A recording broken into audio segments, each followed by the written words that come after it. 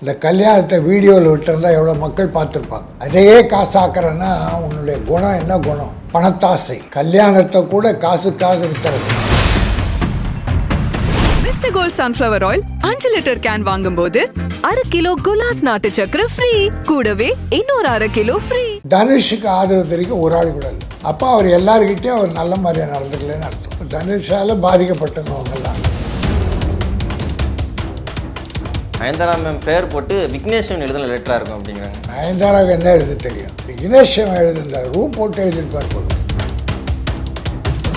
இந்த கல்யாணத்தை வீடியோவில் விட்டுருந்தா எவ்வளோ மக்கள் பார்த்துருப்பாங்க. அதையே காசாக்குறேன்னா உன்னுடைய குணம் என்ன குணம்? பணத்தாசை. கல்யாணத்தை கூட காசுக்காக விற்றவர்கள். படம் டைரக்ட் பண்ணி உன்னை நடிக்க சொல்லி 2 பேரை போட்டான். நீங்கள் என் படத்தை லவ் பண்ணி எனக்கு பெரிய நஷ்டத்தை உண்டாக்கிட்டீங்க. எல்லாரும் என்ன சொல்றாங்கன்னா தனுஷ் சார் அப்போ உண்மையிலேயே கெட்டவரா அப்படின்னு கேட்குறாங்க.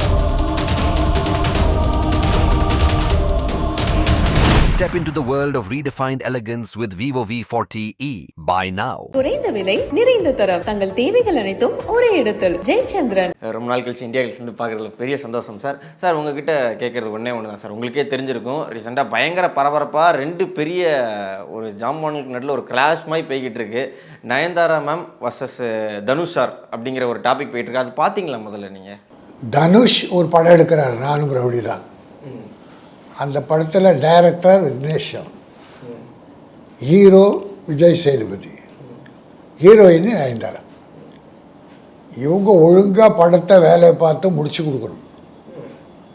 இது ப்ரொடியூசர் செய்கிற நன்மை. ஆனால் விக்னேஷும் நயன்தாராவும் நடிக்கிற சமயத்திலே லவ்ஸ் விட்டாங்க. டைரக்ட் பண்ண சொன்னால் அவர் தனிப்பட்ட ட்ராக்கு லவ்வில் போயிருக்கார். அதுக்கு சில ஃபோட்டோகிராஃப் அதுக்கு இதெல்லாம் அவங்க ரகசியமாக எடுத்தாங்களோ வெளிப்படையாக எடுத்தாங்களோ தெரியாது, அவங்க எடுத்து வச்சுருக்காங்க. இவரும் ஒரு சாங் இருக்குது, நானும் ரவுடிதானில் ஒரு சாங் இருக்குது நயன்தாரா. இப்போ இவங்க 2 பேரும் லவ் முடிஞ்சு கல்யாணம் ஆயிடுச்சு. அந்த கல்யாணம் கூட எல்லா மக்களும் தாராளமாக வந்து வாழ்த்துறதுக்கு இல்லாமல் மீடியாக்கெல்லாம் அலோவ் பண்ணல. ப்ரெஸ்ஸு மீடியா அவங்களே தனியாக ஒரு கேமரா ஃபிட் பண்ணி அந்த கல்யாணத்தை பிக்சரைஸ் பண்ணுறாங்க. அதை இப்போ ஒரு கம்பெனிக்கு வித்துடுறாங்க, விலை பேசி விற்கிறாங்க. உலகத்திலேயே தன்னுடைய கல்யாணத்தை வீடியோ பண்ணி விலை பேசி விற்றது நயன்தாரா ஒண்டி தான், வேறு யாருமே கிடையாது. ஏன்னா எல்லா மக்களும் பார்த்து வாழ்த்தணுன்றத இவங்க ஒரு நெட் கிளிப்ஸோ ஏதோ ஒன்று விலைக்கு வித்துடுறாங்க.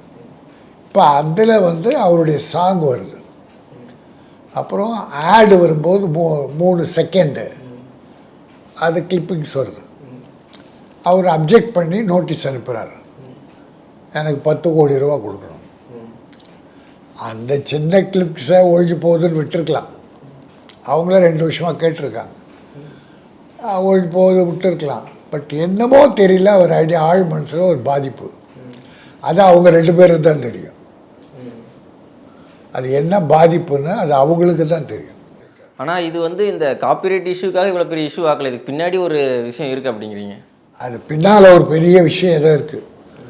அது அவரை ஏமாத்தினாரா, இவரை ஏமாத்தினாரா, அல்லது உன்னை படம் டைரக்ட் பண்ணி உன்னை நடிக்க சொல்லி 2 பேரை போட்டால் நீங்கள் என் படத்தை லவ் பண்ணி எனக்கு பெரிய நஷ்டத்தை உண்டாக்கிட்டீங்க, பட செலவுகளை உண்டாகிட்டேன்னு கோபமானோ தெரியல. அதனால் அவர் அதை கொடுக்காம, இல்லைன்னா அவர் தூக்கி போட்டு கொடுத்துருப்பார். அவர் ஏதோ பெருசாக பாதிச்சிருக்கார். அதனால் இது இவ்வளோ பெரிய விஷயமாக்கி கங்குவான்னு ஒரு படம் ஒரு 300 கோடியில் செலவழித்து மிக பிரமாதமாக பேச வேண்டிய படம், அது டாக்கே கம்மியாகி இது பெரிய சீரியல் ஓடிக்கிட்டு. ஆமாம் சார், பெரிய ஆமாம். ஒரு படம் ஒன்று பயங்கர ரிலீஸ் ஆகி பேசும் பொருளாக போய்கிட்டு இருக்கிற நேரத்தில் அதை டவுன் பண்ணிவிட்டு இந்த டாக் இது பெருசு லெவலாக போயிடுச்சு. இது 2 விஷயந்தான். ஒன்று, இவங்க படம் டைரக்ட் பண்ணும்போது இவங்க நடிக்கும்போது லவ் பண்ணி அது என்னென்ன செலவு பண்ணாங்களோ, எவ்வளோ டிலே பண்ணாங்களோ, அவர் மனசு புண்படும்படி நடந்துக்கிட்டாங்களோ தெரியாது. அல்ல நயன்தாரா தனுஷுக்கு தனிப்பட்ட மனக்கசப்போ தெரியாது. ஆனால் அவர் கேட்டதை கொடுத்துருக்கலாம். இவங்க வியாபாரம் பண்ணி பணம் சம்பாதிச்சாலும் நான் ஏன் கொடுக்கணும் அப்படின்னு தனுஷ் நினச்சிருக்கலாம். ஆனால் இது பின்னணி இல்லை. பின்னால் அவங்க சொல்கிறாங்க தனிப்பட்ட காழ்ப்புணர்ச்சி காரணமாக அப்படின்னு ஒரு அறிக்கை விட்டுருக்காங்க. அப்புறம் மேடையில் ஆடியோ ஃபங்க்ஷனில் பேசுகிறது ஒன்று, அவர் நடைமுறை ஒன்று என்பதெல்லாம் அவங்க கடுமையான அறிக்கை. அது ஏதோ ஒரு நாள் எழுதுன்ற ஒரு 3-4 நாள் யோசித்து எழுதுகிற மாதிரி இருக்குது. அது பெரிய தேவையில்லாத ஒரு விஷயம்.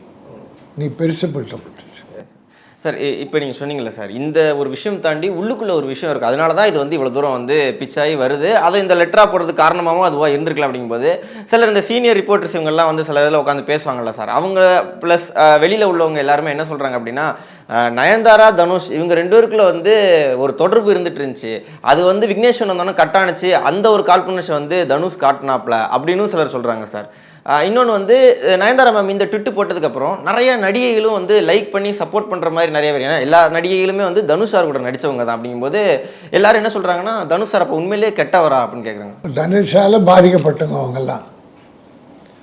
பட் இவருக்கும் அவங்களுக்கும் தனிப்பட்ட முறையில் காழ்ப்புணர்ச்சின்னு அது பர்சனலாக இருக்கும், ஒரு ஏமாற்றமாக இருக்கும். அதனால் இதை பண்ணியிருக்கலாம். அதனால் அந்த ரிப்போர்ட்டர்ஸ் பேசுனதெல்லாம் ஏதோ உண்மை இருக்குது, உள்ளே இருக்குது. அதில் மட்டும் இல்லை, இவங்க ஒரு மலையாளம் தமிழுக்கு வந்துட்டாங்க, தமிழ் மருமகள் ஆகிட்டாங்க, வரவேற்கிறோம்.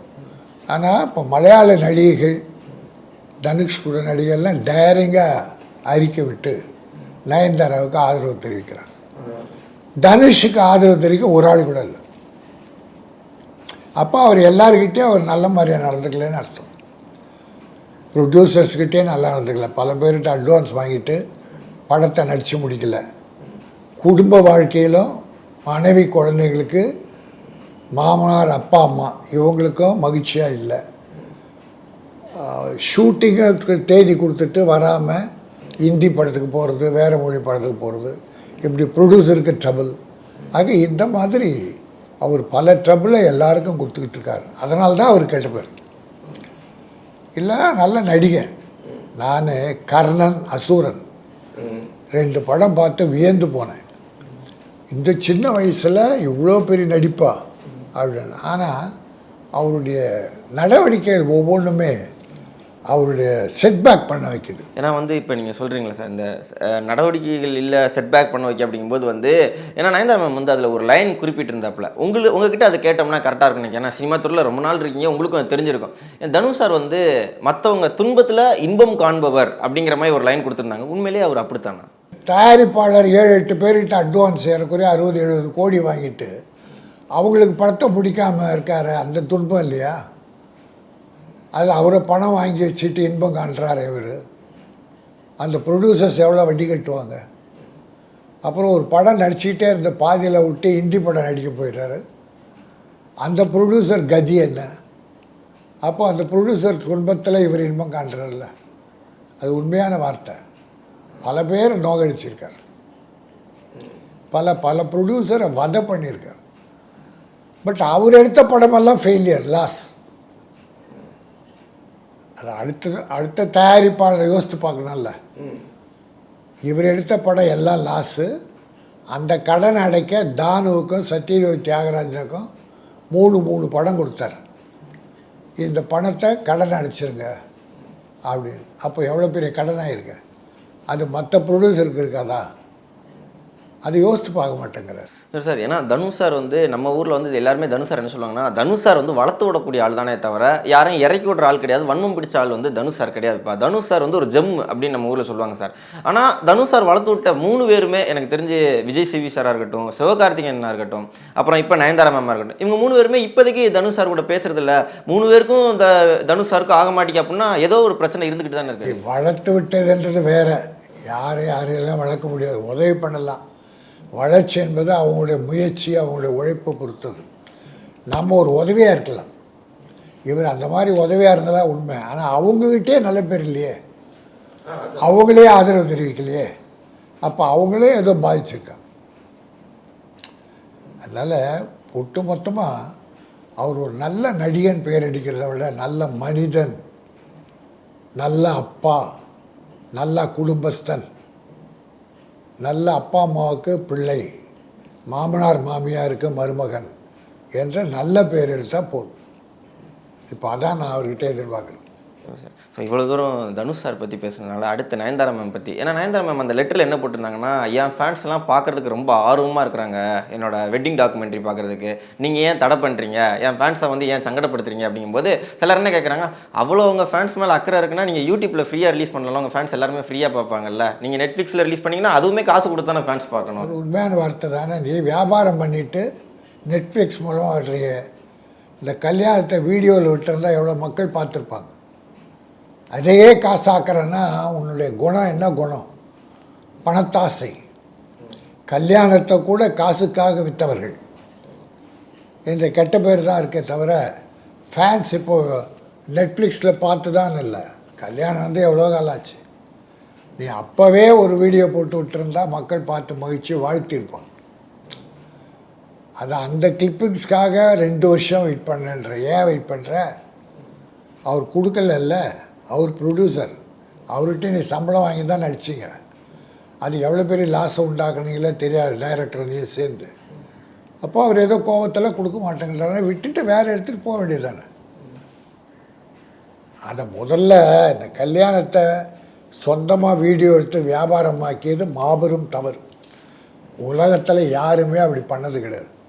எல்லா மக்களும் தன் கல்யாணத்தை பார்த்து வாழ்த்தணும் அப்படி தான் நினைப்பாங்களே தவிர இந்த வியாபாரம் பண்ணி அதில் ஒரு 25 கோடி சம்பாதிக்கணும் அப்படி நினச்சது நயன்தாரா மட்டும்தான். சார் ஏன்னா இது வந்து directed by Gautham Vasudev Menon sir அப்படிங்கும்போது நெட்ஃப்ளிக்ஸில் ரிலீஸ் ஆகுது. சிலர் என்ன சொல்கிறாங்கன்னா, இந்த தனுஷ் சார் அட்டாக் பண்ணதுக்கு காரணமே வந்து இந்த ஒரு டாக்குமெண்ட்ரி நல்லா செல் ஆகணும், ஏதாச்சும் ஒரு டாக் வரணும் அப்படிங்கிறதுக்காக, ஒரு ப்ரொமோஷனுக்காக தான் தனுஷ் சார் அட்டாக்கே பண்ணியிருக்காப்புல நயன்தாரா மேம் அப்படிங்காங்க. அப்படி அதுவும் சில படங்கள் கொஞ்சம் சுமாராக போகுது குறையுதுன்னும் போது ஒரு சமுதாயத்தை விட்டு ஒரு ஜாதி கலவரம், ஆணவ கொலை அப்படின்னு ஒரு போராட்டம் பண்ணி விட்ருவாங்க சிலர், எல்லாரும் இல்லை. அப்போது மக்கள் இப்போ இது என்னவோ அந்த படத்தில் இருக்குன்னு பார்க்க போவாங்க.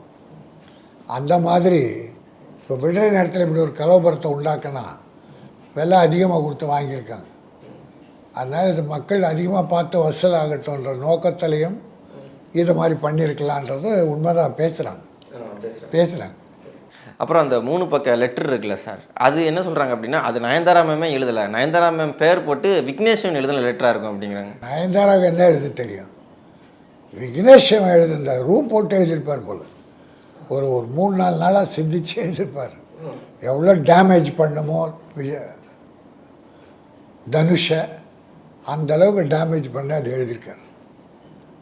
அப்புறம் ஏதோ அந்த வழக்கறி நோட்டீஸ் எல்லாத்தையும் வாபஸ் வாங்கிட்டு தான் கேள்விப்பட்டேன். அது அப்புறம் காம்ப்ரமைஸ் ஆகிடுவாங்கன்னு வச்சுங்க. பட் இது நடந்தது தவறு. இப்படி ஒரு நிகழ்ச்சி நடந்திருக்கக்கூடாது. புரியுது சார். ஏன்னா வந்து இவங்க வந்து இந்த காப்பிரைட் இஷ்யூ பற்றி பேசுகிறாங்க சார். தனுஷ் சார்கிட்ட இருந்து வந்து எனக்கு காப்பிரைட்ஸ் வரமாட்டேங்க அப்படின்னு. ப்ரொடியூசருக்கு தான் காப்பிரைட்ஸ். அந்த ஷார்ட்டை அந்த ஸ்பாட்டில் எது நீ எடுத்திருந்தாலும் அது அவருக்கு தான் சொந்தம். அவருடைய பெர்மிஷன் இல்லாமல் எதையுமே பண்ணக்கூடாது. அது உண்மை. அது ப்ரொடியூசருடைய உரிமை. ஸோ அதனால் எனக்கு அந்த உரிமையை கொடுக்க மாட்டேங்கிறாங்கன்னு இவங்க பேசிக்கிட்டு இருக்கும்போது டக்குன்னு கட் பண்ணால் இங்கே ஒரு டேரக்டர் என்னோட காப்பிரைட்ஸ் நான் வந்து லேபிள் பண்ணி வச்சுருந்த என்னோட டைட்டில் எல்ஐசிங்கிற அந்த டைட்டில் எடுத்து நீங்கள் பண்ணீங்க, நான் சின்ன ஆள் அப்படிங்கிறதுனால என்னை எல்லாருமே சேர்ந்து எதிர்த்துட்டீங்க, இப்போ உங்களுக்கு அது வந்திருக்குல்ல அப்படிங்கிற மாதிரி அவங்களும் ஒரு இன்டர்வியூ கொடுத்துருந்தாங்க. நியாயம்தான். சின்ன ஆளுங்களுக்கு தர்மமே கிடைக்கிறது இல்லை. வசதி படைத்தவங்க பல வகையில் அதை வாங்கிடுறாங்க. சின்ன ப்ரொடியூசர்ஸு மிகவும் பாதிக்கப்படுறாங்க. அதனால் இந்த டைட்டில் விஷயத்தை கூட அவர் டைட்டை இவங்க வாங்கிட்டதாக கேள்விப்பட்டேன். அது இவங்களோட இன்ஃப்ளூயன்ஸ், மற்ற யாரால வாங்க முடியாது. இவங்க அப்போ இவங்க அது ஒரு தவறு பண்ணியிருக்காங்கல்ல. அது நடந்திருக்கு சார். அப்போ உண்மையிலேயே ஆமாம் டைட்டில் விவகாரம் அந்த எல்ஐசிங்கிற நடந்தது. அவர் கொடுக்க மாட்டேன்னாரு. அது வேறு வகையிலேயே எதுவும் பண்ணி அதை இந்த டைட்டிலை வாங்கி அவங்க வச்சு பார்த்தேன். அவர் இன்டர்வியூ பார்க்கும்போது ரொம்ப வருத்தப்பட்டு மனவேதனையாக பேசியிருந்தாப்புல. அவர் சன் நியூஸில் சம்திங் பேசியிருந்தாங்க. ஆமாம். சார் மொத்தமாக இந்த ஒரு விஷயம் இந்த இந்த இந்த ஒரு சண்டை நடக்கல சார். சினிமாக்குள்ளே இவ்வளோ ஒரு சண்டை நடந்துக்கிட்டே இருக்குது, ரொட்டேஷனாக எப்படியே போய்கிட்டு இருக்கு. நீங்கள் சொன்னீங்களா சார், கங்குவான்னு ஒரு பெரிய படம் வருது, வந்து தமிழ் சினிமாவில் அவ்வளோ தூரம் உழைப்பு போட்டிருக்கிறாங்க, அதுவும் பேசப்பட மாட்டேங்கி, மற்றபடி வேறு எதுவும் நல்ல விஷயங்களும் பேசப்பட மாட்டேங்கி, இல்லை ஒரு அரசியல் கருத்துக்களும் பேசப்பட மாட்டேங்கி, முழுக்க முழுக்க இது மட்டும்தான் பேசிக்கிட்டே இருக்காங்க. அப்படிங்கன்னா இதை எப்படி சார் பார்க்குறீங்க நீங்கள்? நம்ம மீடியாக்கள் தான், வேறு யார்? இதை ஊதி பெருசாகிறது நம்ம மீடியாக்கள் தான். அவங்க மட்டும் கொஞ்சம் கண்டுக்காமல் விட்டு பாருங்க. நீங்கள் இதை நம்ம மீடியாக்கள் சகோதரர்கள் இதை கண்டுக்காமல் விட்டு பாருங்கள், இது புஷ்பான் மாறிடும். இவங்களுக்கு இவ்வளோ பெரிய மரியாதையே இருக்காது. இப்போ 2 நாளாக எல்லா டிவிலையும் கங்குவா வேறக்குறைய 300 கோடியில் எடுத்த படம், அது பேசு பொருள் குறைஞ்சிச்சு. இப்போ இது அதிகமாகிடுச்சு. செலவே இல்லாமல் இந்த படம், இந்த சீரியல் வந்து செலவில்லாமல் எடுத்த படம், அது ஓடுது மக்கள்கிட்ட.